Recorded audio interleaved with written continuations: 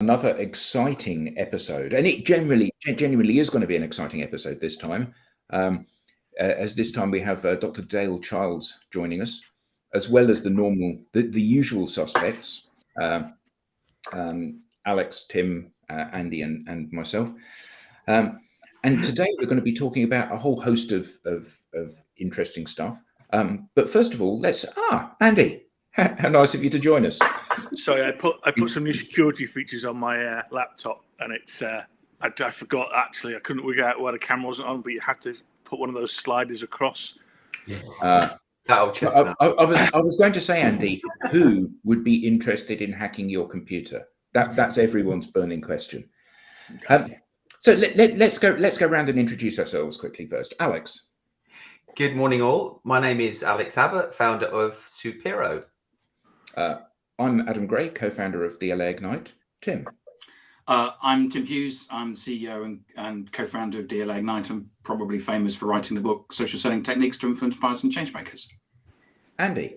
I haven't written any books. I'm really crap on social selling, but I did found the Institute of Sales Professionals, and I am a fellow lecturer like Dr. Dale, but at Cranfield, not Bournemouth. And Dale, how lovely. Welcome. Tell us a little bit about yourself. Saving the best till last, you see. I'm sure that's not the case. So I've been around for sales for a while. I worked in sales, more B2C side, but a little bit B2B over in America as well, just temporarily. And then I did my PhD at Loughborough in sales, looked at how confidence became negative to performance. And now I'm a senior lecturer in sales at Bournemouth University. Fantastic. Welcome. Thank you. And I can vouch that he's tidied his office up, because when I saw it a couple of weeks ago, it did not look like that. You haven't seen the other side of the screen. Yeah. Okay. Yeah. It's so nice to see people making an effort. I say people, I mean obviously everyone except you, Andy. Yeah, absolutely. So I need to give Tim some ammunition, you know. Yeah. So Yeah. Oh, he's got plenty. Don't worry. So there are a couple of things that have come out of our conversations with you, Dr. Dale. So one of them is mental health in the workforce. And a couple of days ago, you published an article on LinkedIn, which was, frankly, quite terrifying about Gen Z and millennials and their mental health struggles in the workplace, and particularly those in sales, with that figure 89% or up to 89% of salespeople reporting burnouts and 25 being diagnosed with generalized anxiety disorder and depression.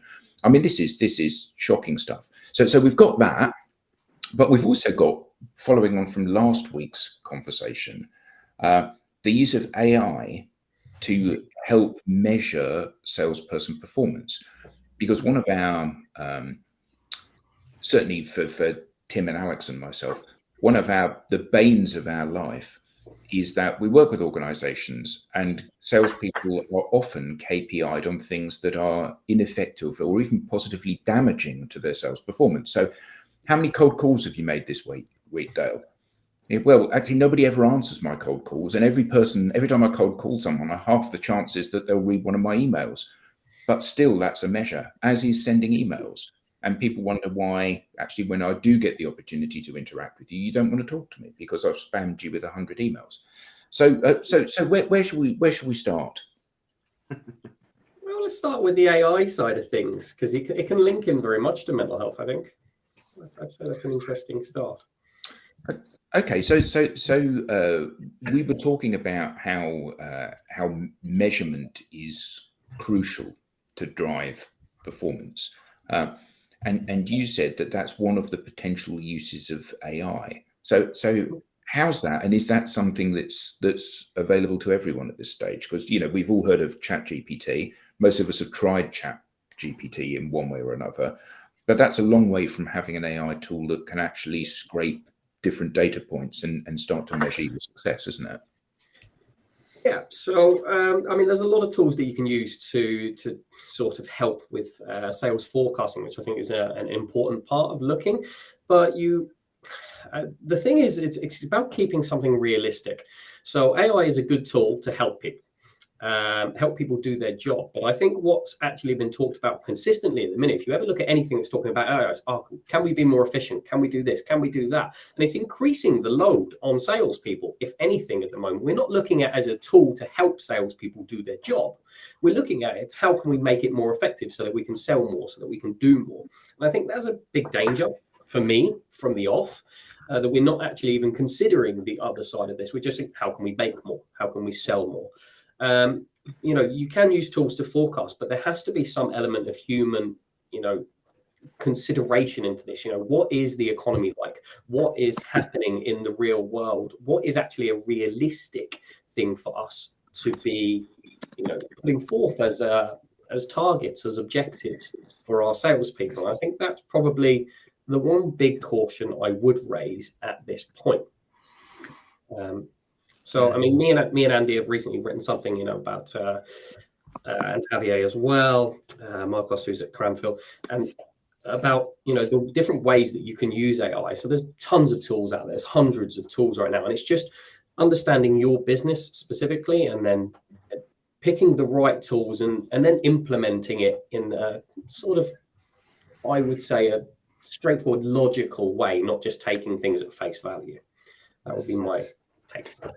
So isn't there a danger that the tools will be thought of first before the skills, and therefore, and I think this is what you're saying, it's adding to the stress on individual salespeople because they're being asked to use tools to scale their approach, when in fact the real problem is they need to learn how to have conversations effectively and build relationships. Yeah. So like I say, AI should be a tool that we're using to help us to reduce our load and get us doing the things that we want to do to make our job better, not just for ourselves, but for our customers.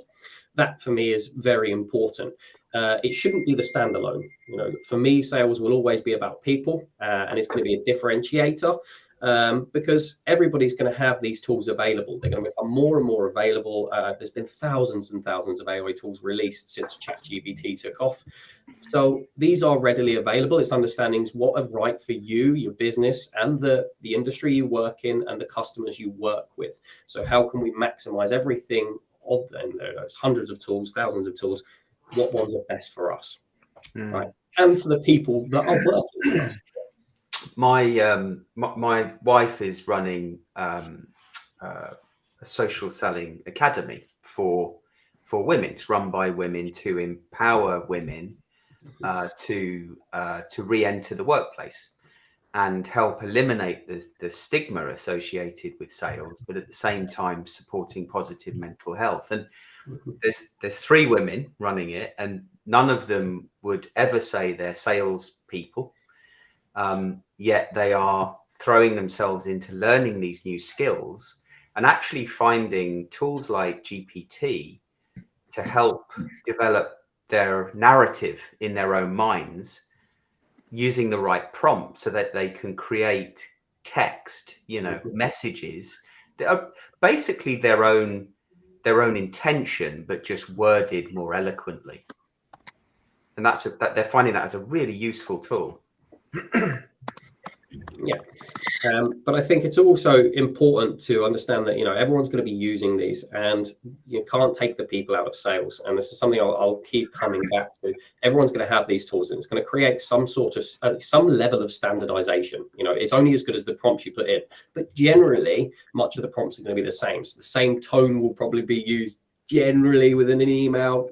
You can obviously change it, but it's about understanding where is it, how good is it going to be for us? And then what do we need to do ourselves? So, some salespeople are telling me we're using these tools, but we're using it sort of as just a blanket overview to understand things a bit quicker, or do things a bit quicker. And then I'm tailoring it myself. So it just saves them time in that respect.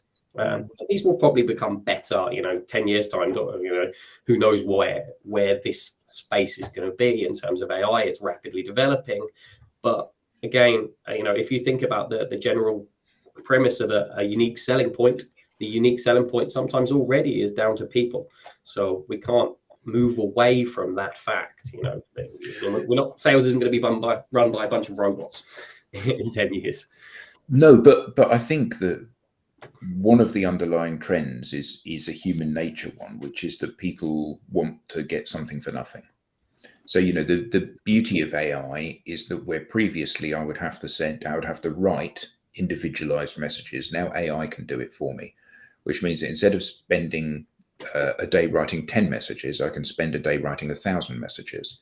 Now, the problem, as I see it, is exactly the same problem that we had when email replaced physical mail, which was it was a cost issue as well as a time issue with that.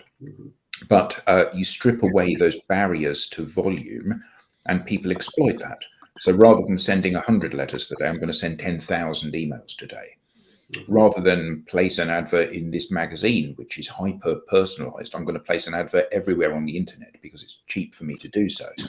And I think we're going to see the same thing with our AI. What we're going to see is that people ramp up the volume of things that they send, because, you know, many of the KPIs that we are driven by say that if you send X, you get X over 10 interactions. If you get X over 10 interactions, you get 10 of those, you get one proper conversation. If you have 10 proper conversations, you get a sale.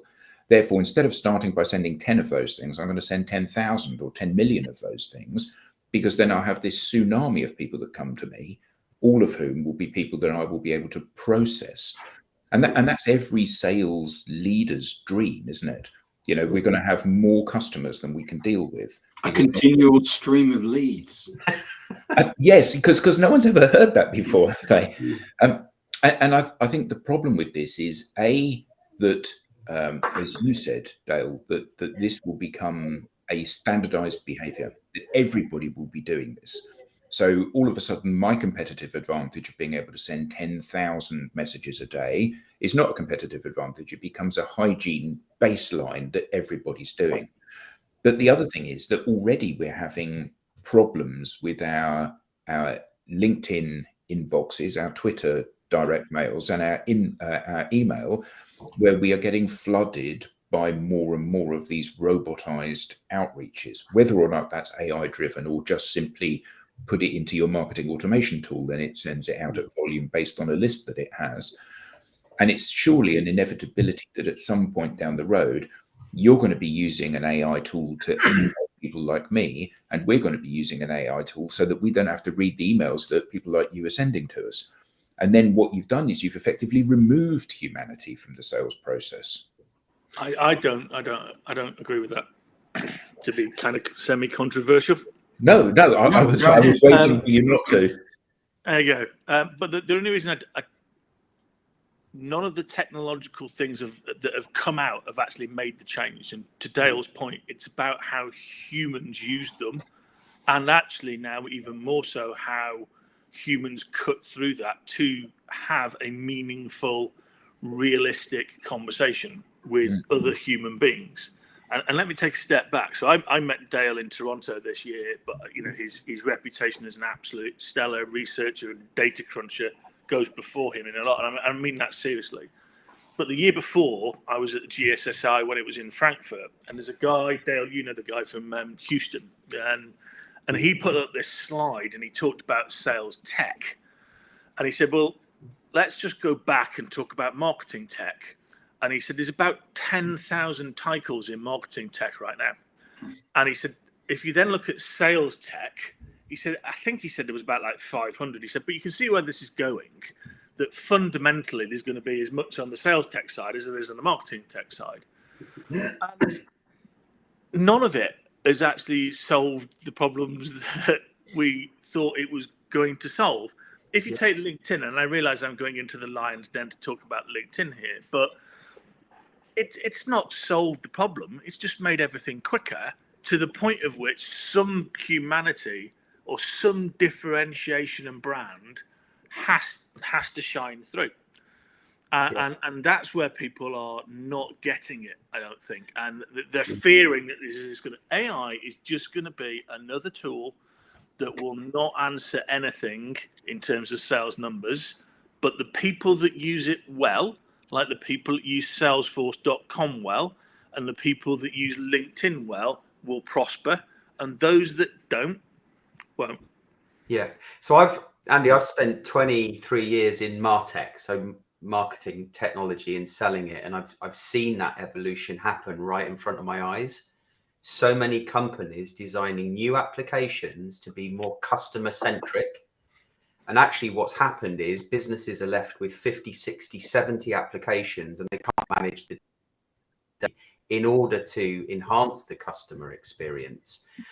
And if sales tech can't, if the industry can't see that, I mean, it's an incredibly dangerous thing, because B2B does rely on human interaction more than B2C. And yeah. Now, you know, I want to bring it back around to well-being. And I don't want to say none of it is new, but when I had my second job, I worked for a company called Barclays Mercantile, which was then became Barclays Asset Finance. And it was a great job. I loved it. It taught you to sell. Everything you did, you had to sell twice, if not three times, because you had to sell a prospective customer relationship to your own credit department. So you had to be really good at actually explaining why it was a good risk for the bank. Now, the part of Barclays Mercantile had a company called Highland Finance, and it spent all of its time lending to farmers. Now, I was in an office, I was in Manchester, but Highland Finance, you had a home office. And I don't know why, and I don't know how this came about, but somebody in HR went, let's have a look at actually the impact of technology. Now, bearing in mind that mobile phones weren't even, you had a pool mobile phone if you were really looking, you fought over it if you left the office. They worked out that Highland Finance had a 6 times mental health issue and higher divorce rate. And what they figured is you've got a home office, so you've had your tea or your evening meal, your dinner, depending on what part of the country you're from, how posh you are. And you go back into the office and turn your email on and turn your system on. And then roll forward to BlackBerries. Yeah, BlackBerries, brilliant. Have a little flashing light. You panicked, you dived in. What's happened is we've kept introducing now, I think, Dale, and I'd really like to hear your views on this, which is actually the real risk is not that technology will take over, but actually technology will imprison, entrap, and impair the mental health of people, because it's just salespeople, because it's just bombarding them and it's not adding anything to their lives.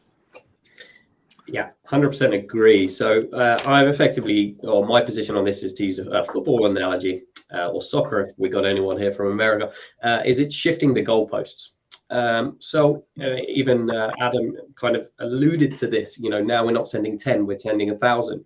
So what's that actually going to do to our metrics, our outputs that managers are going to be assessing us against? They're just going to be saying, well, you haven't hit this number now. So the number just changes, right? They're still expecting you to be doing as much time. They're just expecting you to be doing it way more effectively. And I think this is part of the problem. I've spoke to a lot of salespeople who say, now one of my biggest annoyances is now I should be inputting in my CRM as soon as I finish with a customer. If it's not there within 2 hours, even if I've got back-to-back meetings, I'm still being questioned by my manager. And it's just adding to the stress. I know numerous salespeople who now have a work phone because they need to understand, they've been burnt out, and now they just want to separate the work from the home. Say, I'm not going home and working from it. So yes, the technology is a problem, I think, in terms of the mental health, because we now can't switch off. Work-life balance in a lot of companies, for a lot of people, is not a thing.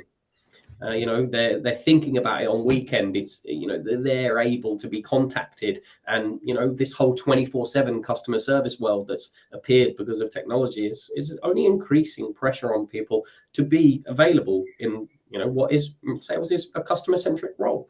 So the customer may argue, well, why are you not here if I've got an emergency? So it's one of these things that we just need to manage carefully. Otherwise, we're going to increase this burden on our workforce. I think but the BBC said must have been about 10 years ago, they came up with a new word called "work holiday." because there's no such thing as a holiday. And actually, I've just come back from Crete, and it's like the amount of people that were on the phone, walking by the pool, or out on bagging their sunbed in the morning, but actually doing their email. And it's like, oh, that's a bit bizarre, and you don't notice it until actually apart from SalesTV, I refused to do anything on holiday. My wife didn't do any calls for the first time in 25 years. And it was really, really interesting to actually notice other people. Well, if you're doing it, it's not as obvious. Yeah. I like Alan Clark's comment there about using AI to surface how high performers are operating for those, average sellers. But I do want to question that, because depending on who that individual is, and we've talked about Gen Zs at the start of this call, that may or may not put added pressure on the individual. I mean, I joined a call yesterday. The Sales Health Alliance have created this thing called Project Mamba to support positive mental health in sales. And there was a young lady on that call, a seller living in Jamaica, and she all she cared about was having freedom to think about what she wants to do to sell more effectively. And she doesn't want to be continuously forced, put in this box and forced down this track. Yeah, we did some work, some research when I was in corporate in terms of what was, I've said this before, we had 7 people of 66 salespeople that always did 200%. So we did some research in terms of what were those 7 people doing. And when we went to the other 59 people and said, okay, you should be doing these things, they said, I don't want to. Mm-hmm. Yeah, not everyone can be a top seller, and sometimes we think about the best practice. Now, best practice is a good thing. Don't get me wrong; it gives some people some general benchmark. But best practice, Dale, means that you're doing the same thing as everybody else. Yes, competitive advantage. Yeah, but there has to be an element of tailoring, because not everything's going to work for everyone the same, right? You may be dealing with different people, especially if you're working across different cultures or different territories. You could be dealing, across different enterprises. So what small medium enterprises need versus a large corporation is completely different. So best practice is a very vague statement, and I understand where Alan's coming upon, but as Alex is saying, there has to be the autonomy to be able to kind of work it. But literally just pulling up on his point there, yes, you should want to learn, but it should be understanding a branch things. What is everybody doing? And what can I use myself that will fit me in my specific situation for the company that I work. And I think, Dale, quite often what we do and what COVID has highlighted is the fact that we come to work, but we also have home lives. It may be that we have young children that we to look after, or it may be we have elderly parents that we have to look after. We all come to work with different issues, and sometimes we may be in a situation where we actually can't take on those things because our home life is dictating how much time that we can spend. There's only 24 hours in a day. And there's only so much we can do.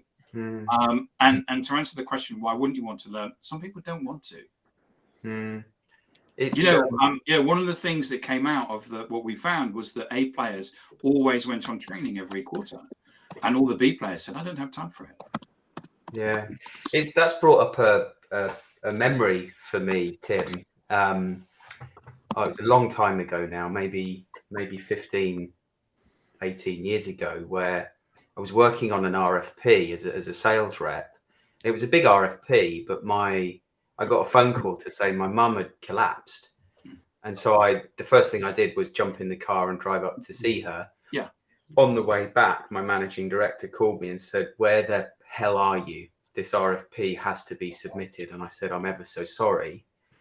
But I felt like I had to take on the burden of completing the RFP because I was under so much pressure. What he opened my eyes to was I should have communicated with the team and delegated the role to someone else. But at the time, I didn't know how to do that. Yeah, delegation is a critical skill that nobody's taught, Alex. Yeah. I think though that one of the is, everybody on the in the audience will know that we at DLA Ignite are social people, and one of the challenges that I see, or the disappointments that I see with organizations using social, is that they're using it to scale the wrong thing. So people are so focused on the numbers of people that you outreach to, so focused on the number of messages that you send. And social is an almost limitless database of people. And that's the bit that's being focused on, rather than trying to focus on the humanity of this. Actually what I'm trying to do is to identify people that like me, people that want to do business with me, people with whom I share a huge amount of common ground, because that's the basis on which I can build a relationship, not a commercial relationship at this stage, but a relationship.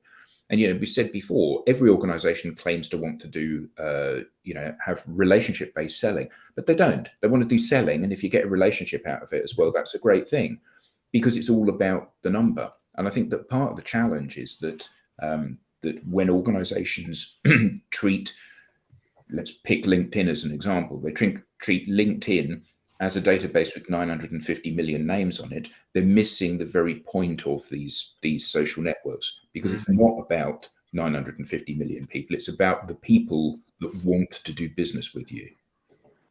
Yeah. And I want to bring this sort of forwards, because a lot of this conversation is all about, all right, being a top seller, productivity, maximizing performance. And now I put up some stuff on Gen Z, and I'm going to be blunt with everyone here. I see about 1,000 of these plus a year. They don't care. They don't want to be top performers, top sellers, the majority of them now. So this is a reality for sales and sales management, and a reality for many jobs coming through. If you look at what young people want, they want jobs that's stimulating, that looks after their well-being, that has an inclusive work environment, is something with purpose. Money isn't a thing, but it's not the be all and end all for a lot of these. Like, generation has changed. In reality, it's completely changed. And if we don't go with it, what's going to happen is your turnover as a sales company is going to massively increase. We're already at 18 months as an average rep turnover. I'll tell you, it'll half with a lot of these people, because we say we want resilience. They are not resilient. They don't like this whole cold calling thing, and they don't care for this top performer. They want a good amount of money, but they really care about work-life balance and well-being. So this is going to be a thing going forward. The mentality has to shift. Unfortunately, that's just going to be a reality. Yeah. Right. Go on, I Tim. think that's interesting from Ben Dorks that was on last week. I spent a lot of time with the idea gen, and James King and I were presenting at a conference, and he actually put up the live example, and that live example was very much about how you treat young people. And I had a guy in the UK who went, I want to travel. I want to go out there and see the world. And actually, I really quite like surfing, so I want to go to places where I can surf. And he said, I think I'm going to end up in Australia. And they went, fine. And he went, after I've done that, can I have a job? And they went, there's absolutely no reason why not. And he went off for a year, travelled the world, ended up in Australia, and then rejoined the company. And it was their forward thinking to go, absolutely go with our good grace, but actually we'll welcome you back somewhere around the world into one of our many offices. And I think that's absolutely, to Dale's point, what people have got to look at. Purpose, legacy, and in sales, it's pretty bloody hard to have a purpose in a lot of stuff. So if you're selling defibrillators, or you're selling drugs, or you're selling other stuff, your purpose, or you're selling wind farms, your purpose is quite easy. Yeah, you can connect to it. If you're selling Heinz baked beans, then fundamentally it's a bit tougher. And I think that, to Dale's point, is then actually you've got to work in those companies to figure out how you give those people paid time off to follow their aspirations and their give backs. How do you say, listen, selling razor blades ain't that great, got it, but actually here's 2 weeks off to go and give back to any charity or anything that you want. And here's some time to do that. And I think that, coupled with also the language that Dale's pointed out, is that we're all quite looking over the horizon backwards sort of thing, looking backwards. And we don't practice any of the stuff that Dale's talking about. So we'll send, how many leaders send a freaking email at 8 o'clock at night? Yeah. Stop. Why? All you're doing is saying to everybody, regardless of what you talk about work-life balances, I'm expecting you to have read this. Send it in the morning. And Dale, I agree with you. I actually think it's more than Jen said. I actually think you'll find there's millennials. I have a 28-year-old who's quit sales, who's just about to go on a cycle ride because he quit his job. He doesn't want all of the rubbish that comes with sales. What you're going to sell this week and he doesn't want all that. And I realize that there's people out there that say, well, that's a red flag. I wouldn't hire them. Well, don't hire them. But what you'll find is that there's the talent pool that you will be able to hire from will get smaller and smaller and smaller and smaller. Yeah. I think that Tim, what you raised there is the absolute existential crisis. Yeah. Yeah, I fully agree. And I just want to point out, we're looking at that, even if you have top sellers, right? Just because they are selling more there and then doesn't mean their mental health isn't deteriorating, and that increases their risk of turnover. So sales companies at the moment, there is, I had a statistic, something like the average turnover rate is 35%. And just under half of companies have it over 30%.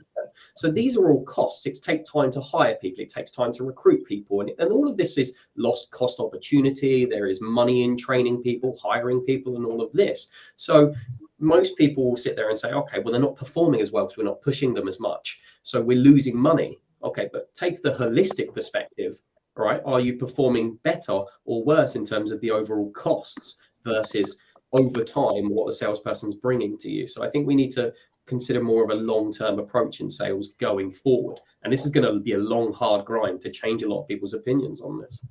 Yeah. Looking at, we've talked in the past about the lifetime value of a salesperson, how that connects with cost of sale, cost of customer acquisition. What are your thoughts? I mean, it's a really complex topic, but what are your thoughts on how business leaders, sales leaders should start looking at this problem? In terms of, I'm thinking about the, well-being and trying to look at this problem through the well-being lens. And when I say well-being, that's well-being of the salesperson, but equally it could be the well-being of the of their customer, the buyer, because we know that cold calling and cold emailing upsets people. We know that for a fact. Should they start with looking at this problem through the well-being lens, do you think? Or is there another way to start looking at this? I think you've got to look at it in terms of the human being. It's technology has sped things up to such a degree that actually not being in the technological race is a differentiator. Good friend of mine, I talked about that, Yvette Hensel Bell. I actually got into her office because I actually wrote a letter. Yeah. And no disrespect to LinkedIn, but that was the point. She said, everybody's trying to get into my office. And she said, and I actually asked a great question, which is what piqued your interest to take this meeting? She went, I haven't had one of these in 10 years. Yeah. Handwritten thank you note for the time. Yeah. That sort of stuff is differentiating today. And that's the point, that personal brand change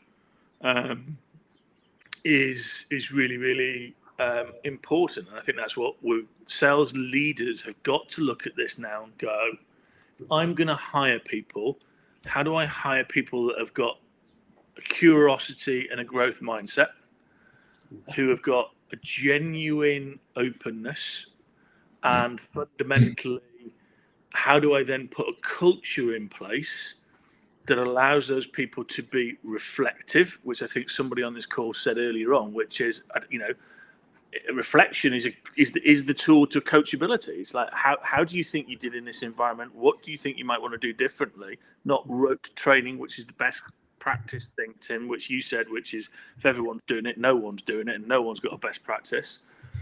And I think leaders have got to now look at this and go, if I'm going to be a sales leader, I'm going to be a sales leader somewhere. And maybe I want to start changing this problem in my company now, even though I won't be here. Yeah, and it's a tough sell to leaders because, a lot of them are going to be thinking about profit and performance. So it's again about kind of reframing that and saying, all right, well, actually long-term performance and as a place to work, retention, hiring, all of this stuff has to be taken into account.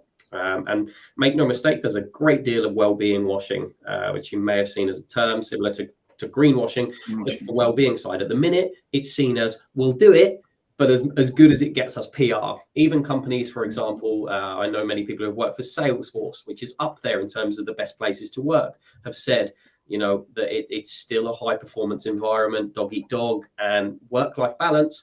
It's just not great, and therefore I left. So it's coming, and it's something we can't move away from.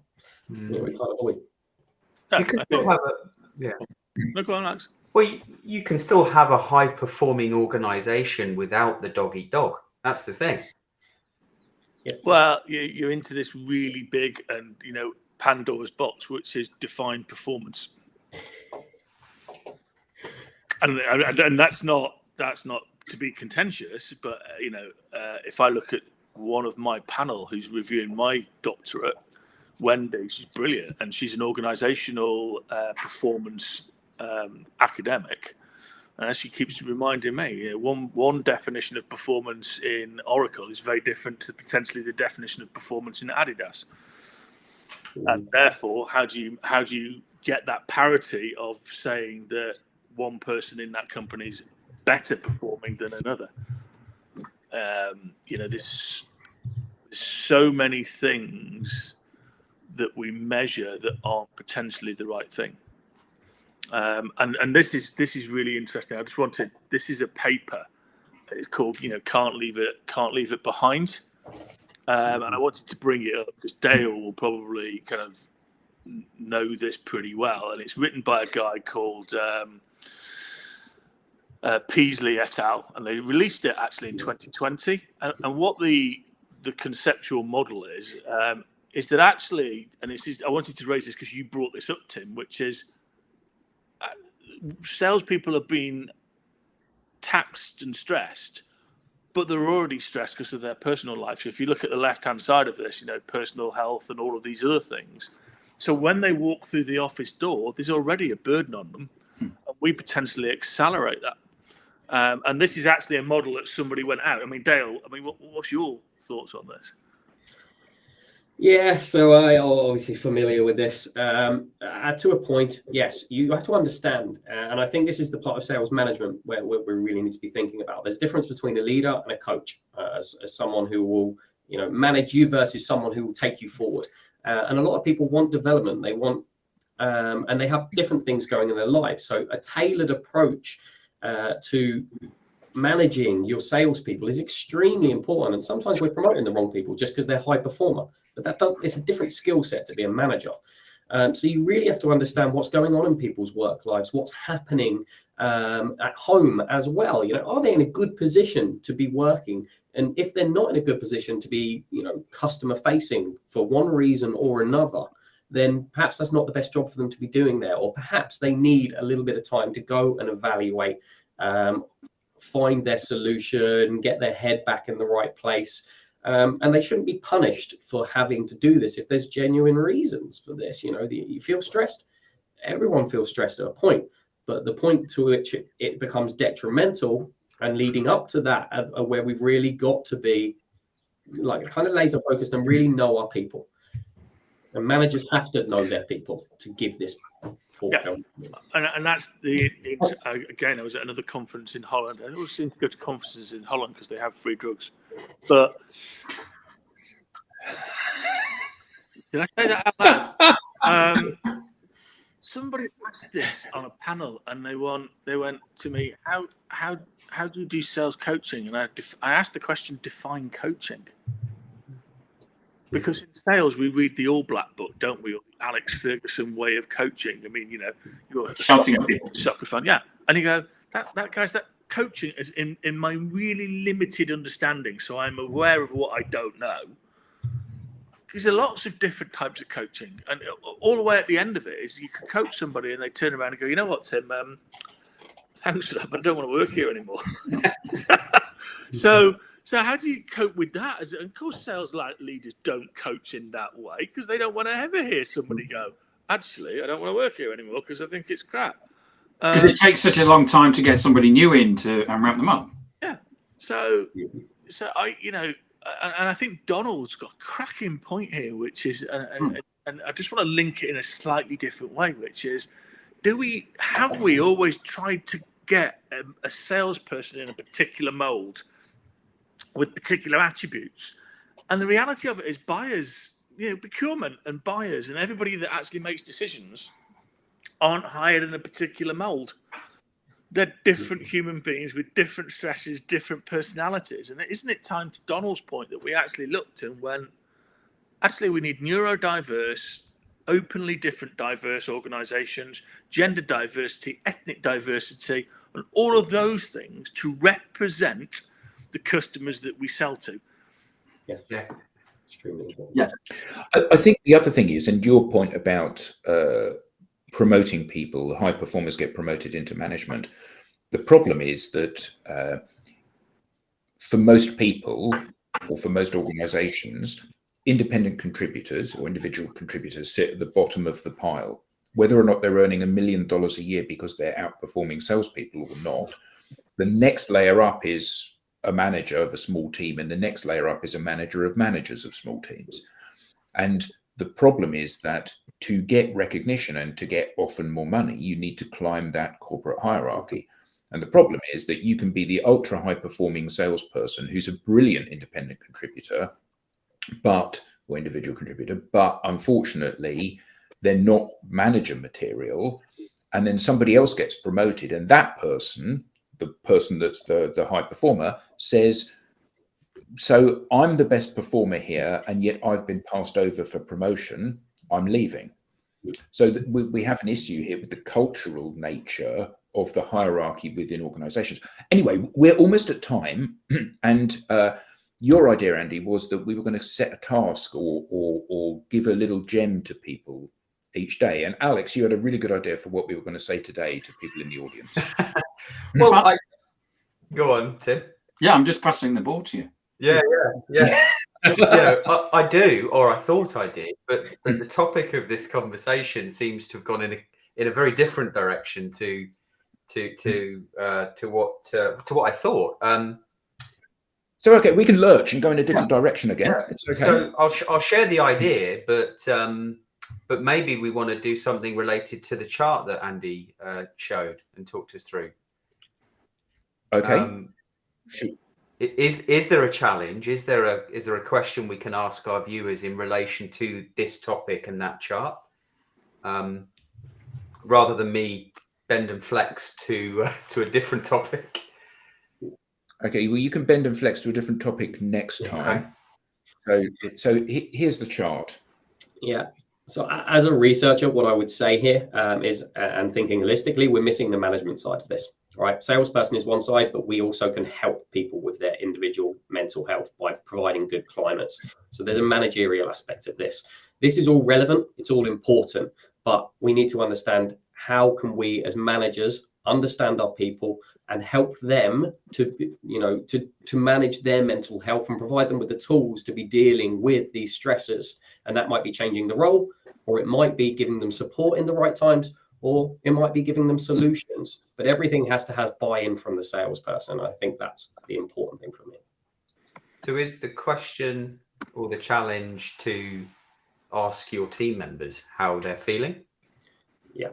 I think so. I think collaboration is really important. If you think of sales and buyers, you have to get their buy-in, right? If they don't have the feel of that sort of collaboration, then you're just telling them something, and that something might not work for them. So it's getting to understand that tailored approach. What works for you? How can we help you deal with what you're going on with, the best way that fits you?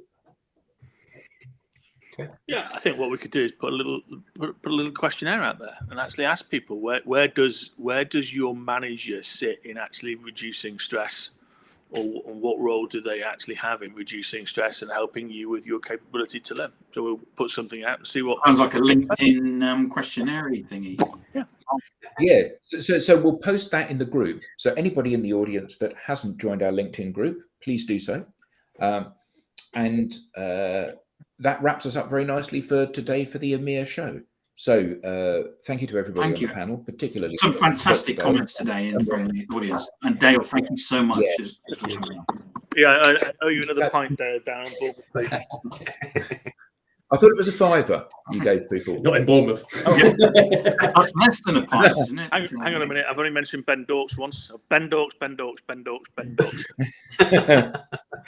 So everyone in the audience, thank you so much. Hopefully you can all join again next week. And if you're free this afternoon, please join our Americas show. Until then, and until next week,